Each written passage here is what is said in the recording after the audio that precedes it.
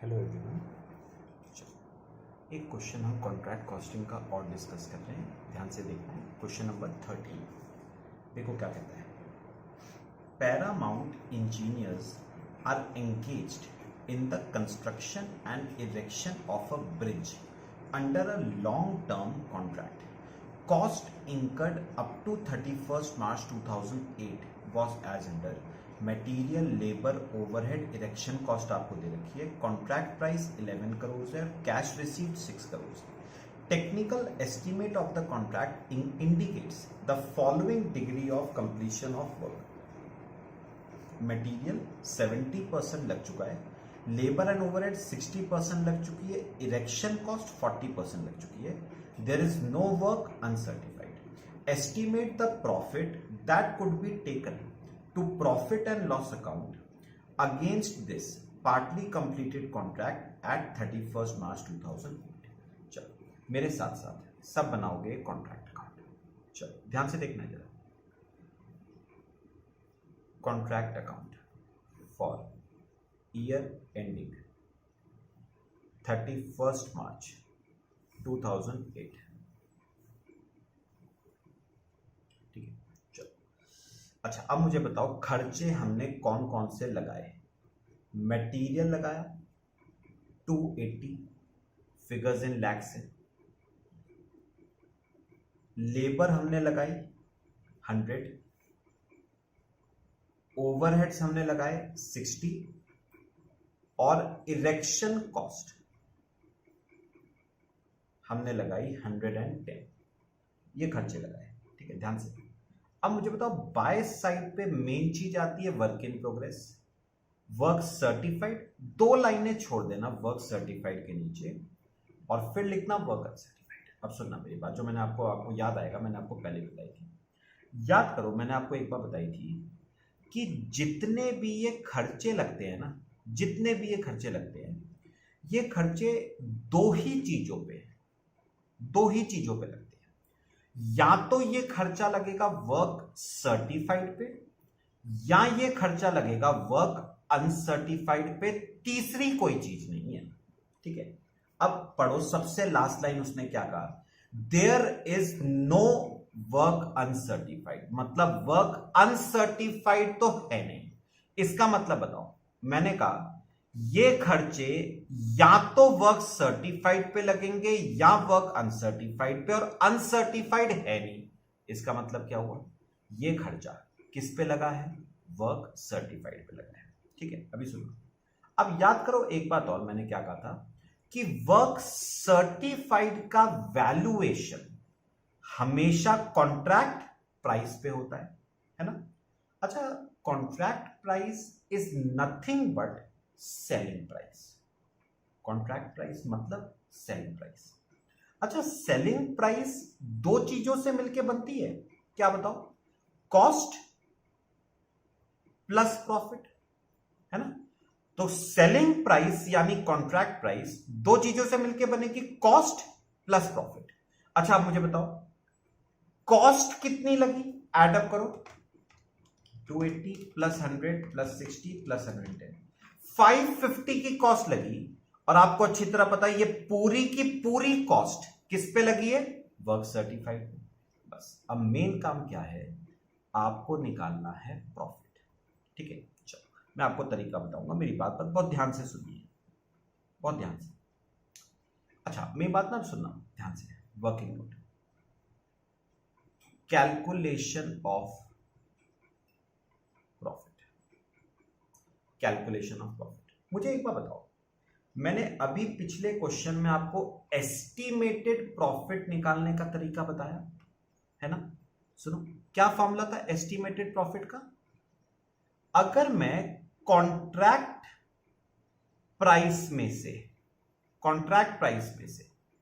क्या माइनस कर दूं, टोटल कॉस्ट ऑन कॉन्ट्रैक्ट, तो एस्टिमेटेड प्रॉफिट आ जाता है ना.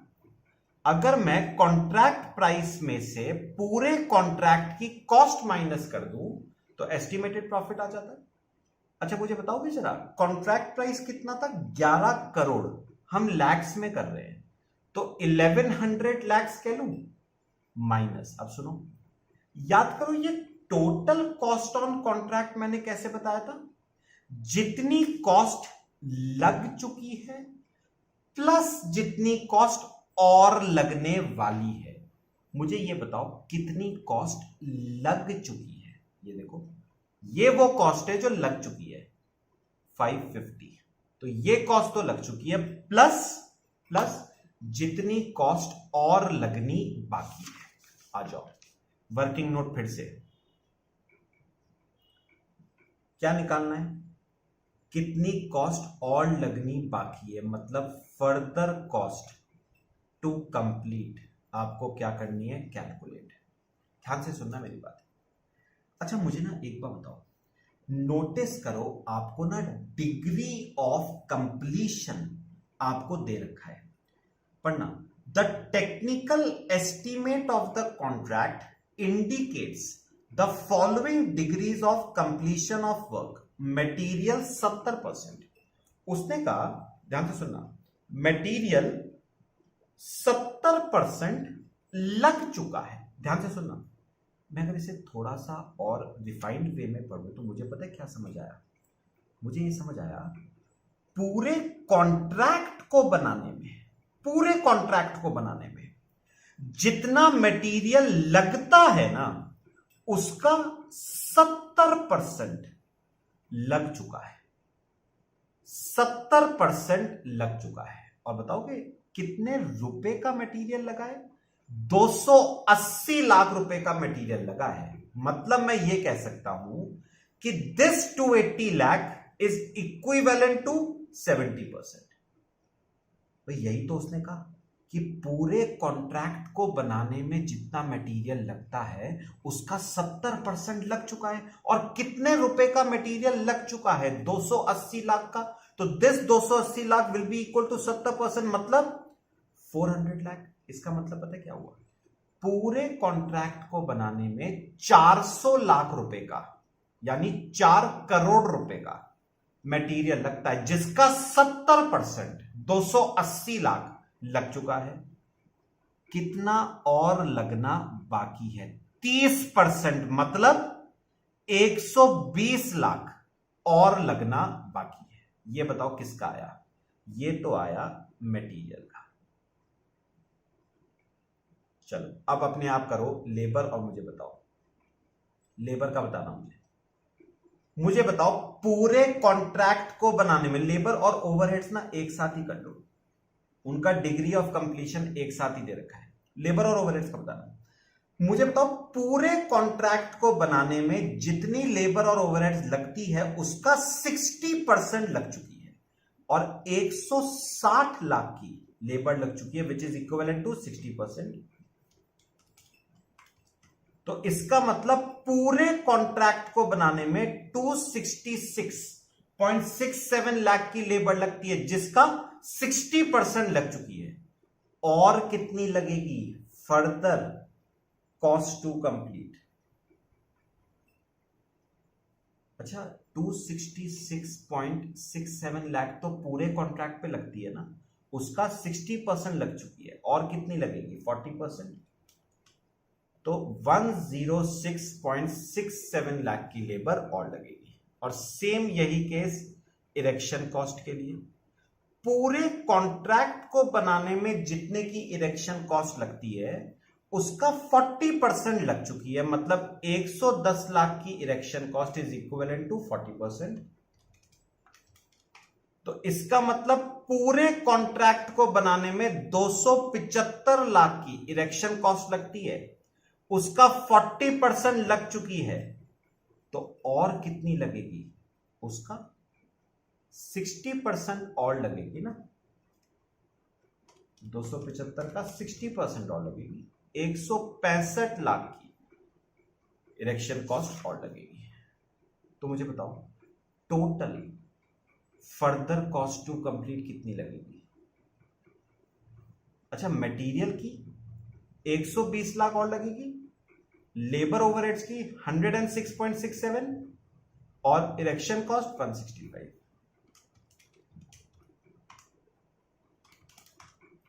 391.67 लाख की फर्दर कॉस्ट और लगेगी। 391.67 की फर्दर कॉस्ट और लगेगी, तो यहां पर रख दो 391.67 की लाख की और लगेगी। तो एस्टिमेटेड प्रॉफिट कितना आता है? 158.33। अच्छा, अब मैं आपसे पूछूंगा, क्या ये 158.33 प्रॉफिट आ गया? ये यहां पर लिख लूं? नहीं। क्यों? क्योंकि ये प्रॉफिट आया है पूरे कॉन्ट्रैक्ट का प्रॉफिट, लेकिन मुझे यहां पर जो प्रॉफिट चाहिए वो पूरे कॉन्ट्रैक्ट का नहीं, वो इस साल का चाहिए, इस साल का प्रॉफिट। चलो अब निकालते हैं 158.33 में से इस साल का प्रॉफिट कितना होगा। अच्छा सुनो, ऐसे कर सकते हो आप यूनिटरी मेथड बेसिस पे। मुझे बताओ कॉस्ट का टोटल कितना है? 550 प्लस 391.67, तो 941.67 लाख की कॉस्ट पे 158.33 का प्रॉफिट। तो 550 लाख की कॉस्ट पे, 550 लाख की कॉस्ट पे कितना प्रॉफिट? प्रोपोर्शनेटली निकाल दो ना।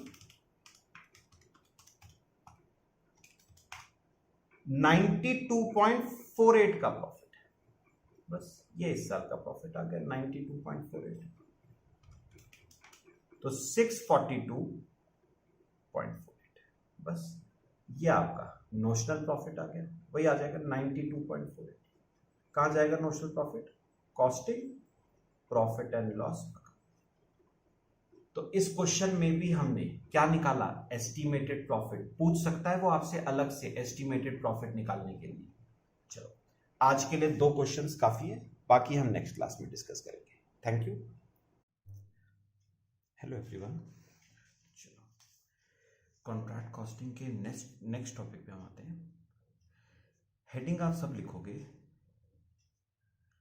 Escalation clause. हेडिंग लिखना एस्केलेशन क्लॉज। क्या होता है उसके बारे में पहले लिख लो। Escalation clause states that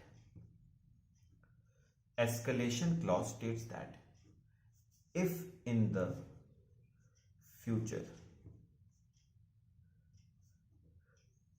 prices of material and wage rates increase, contract price will be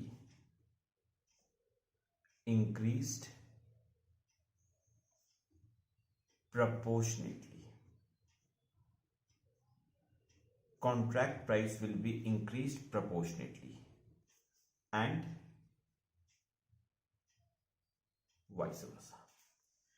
तो पता है एस्केलेशन क्लॉज क्या कहता है? ध्यान से सुनना। एस्केलेशन क्लॉज कहता है कि अगर फ्यूचर में मटेरियल के प्राइसेस में या लेबर के रेट्स में कोई चेंज आता है तो कॉन्ट्रैक्ट प्राइस को बढ़ाया और घटाया जा सकता है। ये क्यों डाला जाता है क्लॉज, वो मैं आपको थोड़ा सा समझाना चाहूंगा एक एग्जांपल लेके। बात ना समझ के देखना। देखो, अच्छा अज्यूम करो कॉन्ट्रैक्टी है और कॉन्ट्रैक्टर है। ध्यान से सुनना, कॉन्ट्रैक्टी है और कॉन्ट्रैक्टर है। अब पता हुआ क्या, ये जो कॉन्ट्रैक्टी है ना, ये गवर्नमेंट है। कॉन्ट्रैक्टी कौन है? गवर्नमेंट है। गवर्नमेंट ने कॉन्ट्रैक्टर को कॉन्ट्रैक्ट दिया फ्लाईओवर बनाने का। तो कॉन्ट्रैक्टी ने कॉन्ट्रैक्टर को फ्लाईओवर बनाने का, बताओ क्या दिया है? कॉन्ट्रैक्ट दिया है। अब आपको अच्छी तरह पता है कि फ्लाईओवर बनाने का जो कॉन्ट्रैक्ट है वो कोई एक ही साल में खत्म थोड़ी ना हो जाएगा। भाई फ्लाईओवर का कंस्ट्रक्शन सालों साल चलता रहता है, मतलब मिनिमम से मिनिमम आप मान के चलो 3 से 5 साल फ्लाईओवर के कंस्ट्रक्शन में लग जाते हैं। यानी बेसिकली सपोज मैं मान के चल रहा हूं फ्लाईओवर के कंस्ट्रक्शन में 5 साल लगे। अब ध्यान से सुनना, अब पता है इन दोनों के बीच में जो ये कॉन्ट्रैक्ट हुआ था, ये हुआ था 2015-16 में। तो 2015-16 में गवर्नमेंट ने कॉन्ट्रैक्टर को फ्लाईओवर बनाने का क्या दिया, कॉन्ट्रैक्ट, जो कंप्लीट होने में लगभग कितने साल लगेंगे, 5 साल। ठीक है, अब ना दोनों के बीच में इस कॉन्ट्रैक्ट का प्राइस डिसाइड हुआ। इस कॉन्ट्रैक्ट का क्या डिसाइड हुआ, प्राइस कितना डिसाइड हुआ, 20 करोड़, 20 करोड़ रुपए का कॉन्ट्रैक्ट प्राइस डिसाइड हुआ। अब आप ये सोच के देखो कि दोनों पार्टीज ने ये कॉन्ट्रैक्ट प्राइस 20 करोड़ डिसाइड कब किया होगा और कैसे किया होगा। बात समझना, ये 20 करोड़ का कॉन्ट्रैक्ट प्राइस कब डिसाइड करा, व्हेन, और कैसे, ये 20 करोड़ कैसे आया ये। तो सबसे पहली बात कब किया, तो ऑब्वियस सी बात है कॉन्ट्रैक्ट प्राइस डिसाइड कॉन्ट्रैक्ट शुरू होने के पहले होगा या कॉन्ट्रैक्ट शुरू होने के बाद, ऑब्वियस सी बात है पहले होगा। यानी 15-16 में अगर कॉन्ट्रैक्ट दिया तो कॉन्ट्रैक्ट प्राइस डिसाइड, बताओ 15-16 में ही तो होगा। ठीक है, अब मेन बात आती है ये कॉन्ट्रैक्ट प्राइस डिसाइड ये 20 करोड़ कैसे आया होगा। मैं उसका ना आपको जरा थोड़ा सा, ज्यादा नहीं, थोड़ा सा एक आइडिया मैं आपको देना चाहूंगा उसका। कॉन्ट्रैक्ट प्राइस 20 करोड़ कैसे आया, सुनो। पता है कॉन्ट्रैक्ट शुरू होने से पहले ना कॉन्ट्रैक्टी और कॉन्ट्रैक्टर दोनों एक टेबल पे बैठते हैं और वो डिसाइड करते हैं कि इस कॉन्ट्रैक्ट को कंप्लीट करने में मटेरियल कौन कौन सा लगेगा। ठीक है, मटेरियल कौन कौन सा लगेगा, लेबर कौन कौन सी लगेगी, और खर्चे कौन कौन से लगेंगे। फिर यह आ जाती है कॉस्ट।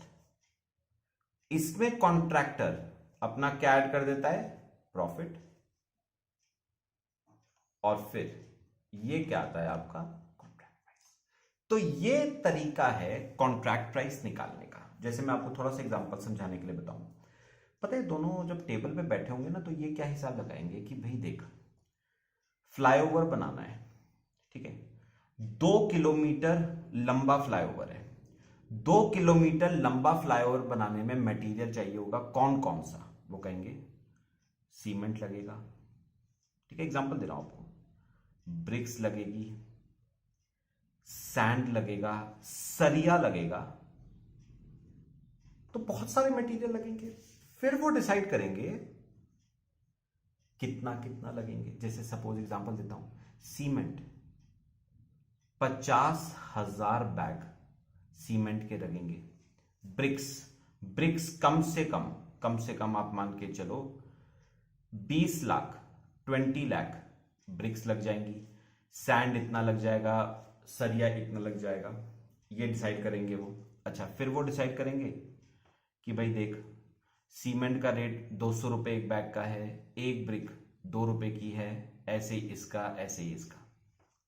ठीक है, और ये आ जाएगा 50,000 बैग सीमेंट के 200 रुपए के हिसाब से, तो 1 करोड़ रुपए का तो सीमेंट ही हो गया। 40 लाख की ब्रिक्स हो गई, ऐसे ही सैंड का आ जाएगा, ऐसे ही सरिये का आ जाएगा।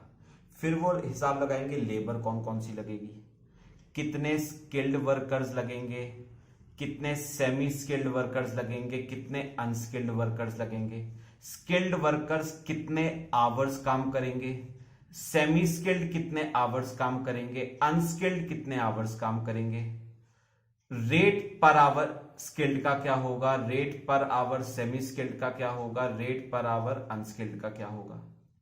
ऐसे ही इसका भी आ जाएगा, ऐसे ही सेम खर्चों का हो जाएगा। तो ये कॉस्ट का हिसाब आ गया। उसमें कॉन्ट्रैक्टर अपना क्या ऐड कर लेगा, प्रॉफिट ऐड कर लेगा। और आ गया कॉन्ट्रैक्ट प्राइस 20 करोड़ का। लेकिन अब आगे समझने वाली बात जो आती है, इंपॉर्टेंट बात, वो ये है कि ये कॉन्ट्रैक्ट प्राइस डिटरमाइन हुआ 15-16 में, कॉन्ट्रैक्ट को पूरा होने में लगेंगे 5 साल। तो मुझे एक बात बताओ, एग्जाम्पल के तौर पे उन्होंने डिसाइड करा कि एक बैग सीमेंट का 200 का है। ये बताओ मुझे, ये 200 रुपये का रेट कब का है?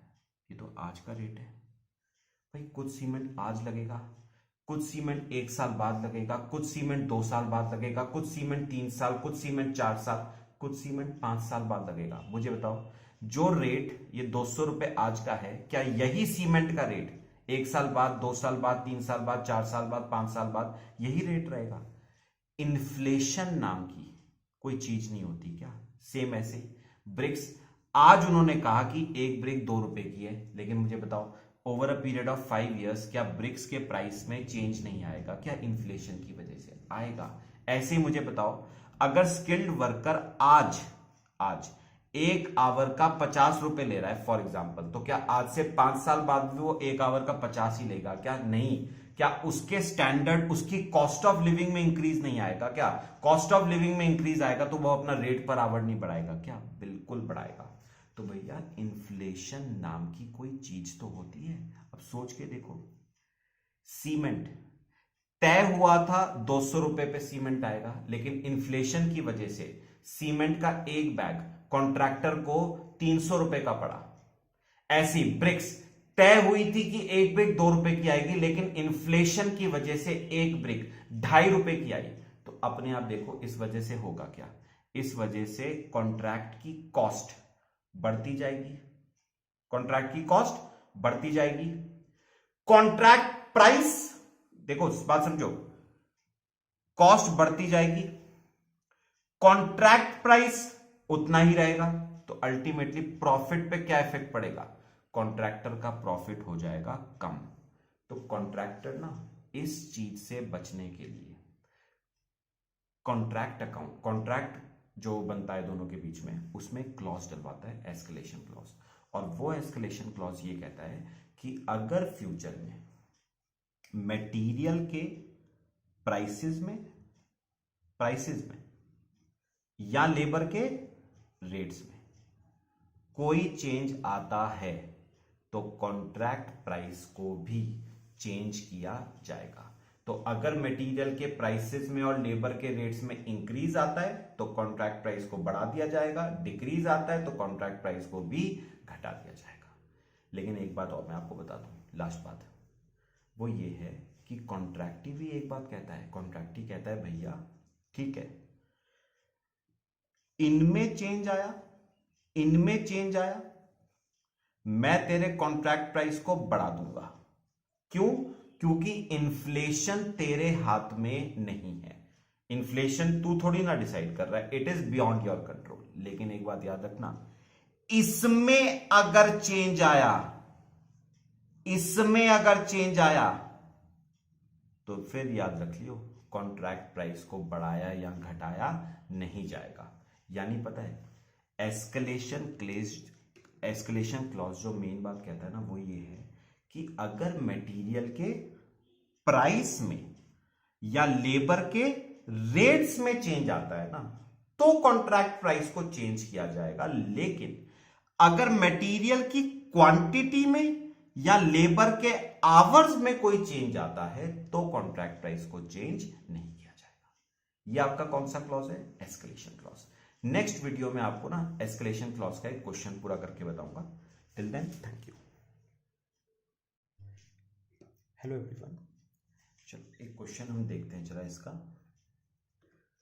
सर मैं एक काम करोगे, जरा अपने नोट्स पे आओ, जरा नोट्स के ना क्वेश्चन नंबर 14 पे आना। सिंपल क्वेश्चन है, बहुत सिंपल, एग्जाम में आ जाता है क्वेश्चन, ध्यान से देखना है।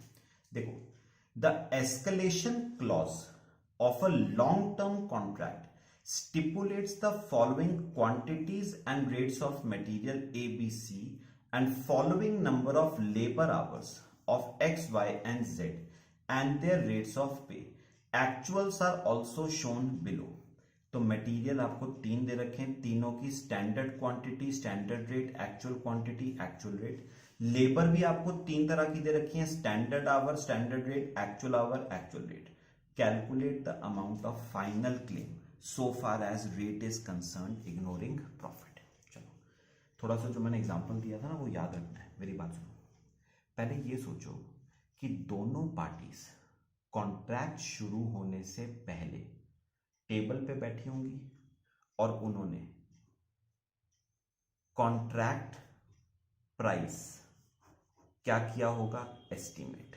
कॉन्ट्रैक्ट प्राइस का एक अंदाजा उन्होंने लगाया होगा। उन्होंने क्या कहा होगा कि भाई कॉन्ट्रैक्ट को कंप्लीट करने में कौन कौन सा मटेरियल लगेगा, बताओ, ए बी सी, और कौन कौन सी लेबर लगेगी, एक्स वाई जेड।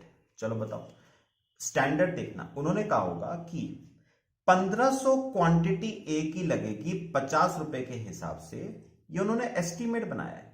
75,000 रुपए का मटेरियल ए लगेगा, 800 यूनिट बी के लगेंगे 30 रुपए के हिसाब से, तो 24,000 रुपए का बी लगेगा, और 200 100 के हिसाब से 20,000 रुपए का आपका मटेरियल सी लगेगा।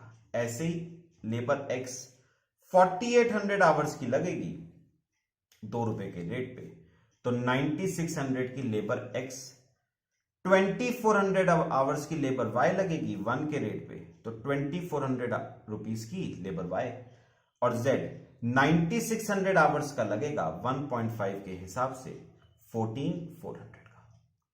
तो ये खर्चा आएगा कॉन्ट्रैक्ट को कंप्लीट करने में। तो जरा देखो, ये सब उनका एस्टीमेट है, अंदाजा है।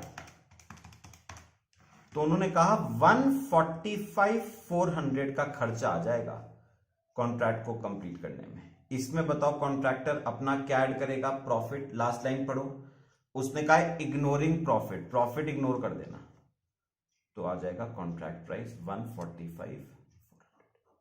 तो ये तरीका है जिस तरीके से कॉन्ट्रैक्ट प्राइस निकाला गया होगा। लेकिन याद रखना, अगर फ्यूचर में मटेरियल के प्राइस में या लेबर के रेट्स में कोई चेंज आया ना, तो कॉन्ट्रैक्ट प्राइस को भी चेंज किया जाएगा। चलो करते हैं, लिखो एस्केलेशन क्लेम। देखते हैं कितना कितना चेंज आया है। पहले मटेरियल ए देखो, मटेरियल ए बताना मुझे। अच्छा, आपने सोचा था कि 1 यूनिट 50 रुपए का पड़ेगा, लेकिन एक्चुअल में 1 यूनिट 47 का पड़ा, मतलब एक्चुअल में 1 यूनिट कम का पड़ा। तो कॉन्ट्रैक्ट प्राइस को बढ़ाया जाएगा या घटाया जाएगा? घटाया जाएगा, घटाया जाएगा। माइनस कितने रुपए से? 3 रुपए से। ये 3 रुपए पर यूनिट है, याद रखना। ये 1 यूनिट पे 3 रुपए। अब मैं आपसे ये बोलना चाहता हूं, multiply by number of units करोगे। मैं एक बार जानना चाहता हूं, मल्टीप्लाई बाय 1500 यूनिट करोगे जो कि स्टैंडर्ड है, या 1750 करोगे जो कि एक्चुअल है? तो याद रखना, स्टैंडर्ड से मल्टीप्लाई करना। क्यों स्टैंडर्ड से? क्यों 1500 से? क्यों? क्योंकि मैंने आपको पहले ही कहा था, क्वांटिटी का क्लेम आपको नहीं मिलता है, आपको सिर्फ मटेरियल के प्राइस में जो चेंज आएगा ना उसका क्लेम मिलेगा। क्वांटिटी में जो चेंज आता है उसका क्लेम नहीं मिलेगा। मतलब आपको क्लेम 1500 का ही मिलेगा 3 रुपए के हिसाब से, 4500 माइनस। चलो ऐसे ही करो बी। सोचा था 30 रुपए का पड़ेगा, 33 रुपए का पड़ा, plus 3 rupees per unit. Claim आपको 800 यूनिट का ही मिलेगा, 2400 रुपए का क्लेम। मटेरियल सी, आपने सोचा था 1 यूनिट 100 का पड़ेगा, 102 रुपए का पड़ा, 2 रुपए पर यूनिट का इंक्रीज, इनटू 200 यूनिट का क्लेम मिलेगा आपको 400 रुपए। लेबर एक्स वाई जेड, आपने लेबर सोची थी कि 1 आवर 2 रुपीज का होगा, 2.25 का पड़ा, तो 0.25 पर आवर प्लस होगा, इनटू क्लेम 4800 आवर्स का ही मिलेगा, 1200 रुपए। ऐसी वाई का 1 रुपए सोचा था 1.5 रुपए पड़ा, तो 50 पैसे पर आवर से बढ़ गया, इंटू क्लेम 2400 आवर्स का ही मिलेगा 1200 रुपए। और जेड का 0.25 से बढ़ा, इंटू क्लेम आपको 9600 आवर्स का ही मिलेगा 2400 रुपए। एडअप करो इसे,